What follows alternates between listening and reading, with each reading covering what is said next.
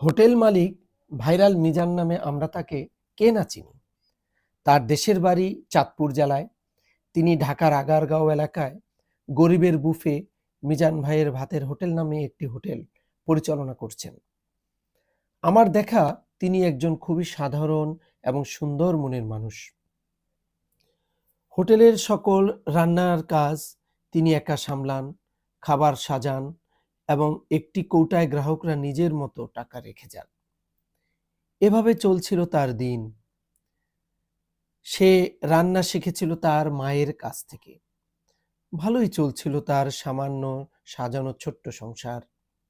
কিন্তু বিপত্তি বাধে সম্প্রতি তার হোটেলটি সোশ্যাল মিডিয়ায় ভাইরাল হওয়ার মাধ্যমে।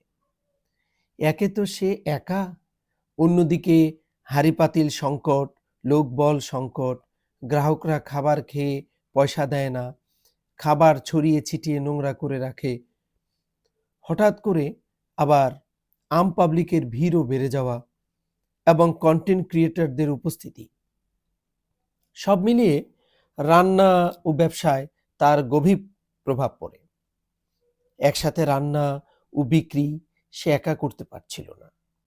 তার হোটেলটির অবস্থান ফুটপাতের জায়গায় হওয়ায় প্রশাসনের পক্ষ থেকে বন্ধ হওয়ার সংশয়ও রয়েছে।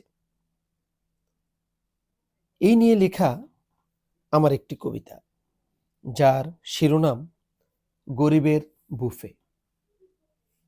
আগারগাঁওয়ে পথের ধারে কত মানুষ যায়, ডাকছে আমার মিজান ভাইয়ে, ভাত কে খাবি আয়। নিজের হাতে নিয়ে খাবি, টোকেন নিবি আগে, অজস্র ঝোল আলুর সাথে গোস্ত একটা ভাগে। কত রঙের মানুষ আসে শহর বন্দর থেকে, মনের সুখে খায় যে তারা নানান ছবি আঁকে। 12 থেকে 14 বার যত খুশি খাও, ভাত খাবে পেট চুক্তি, গোস্ত নাহি চাও। কত ফকির পাগল মুজুর বাদ নাহি যায়, নারী শিশু সবাই মিলে ভাত গোস্ত খায়। পান চিবিয়ে ভাইরাল মিজান থাকেন সবার পাশে, চায়ের কাপে দিয়ে চুমুক সুখের হাসি হাসে। কবিতা শুনি, কবিতা শুনেই মনের আনন্দ।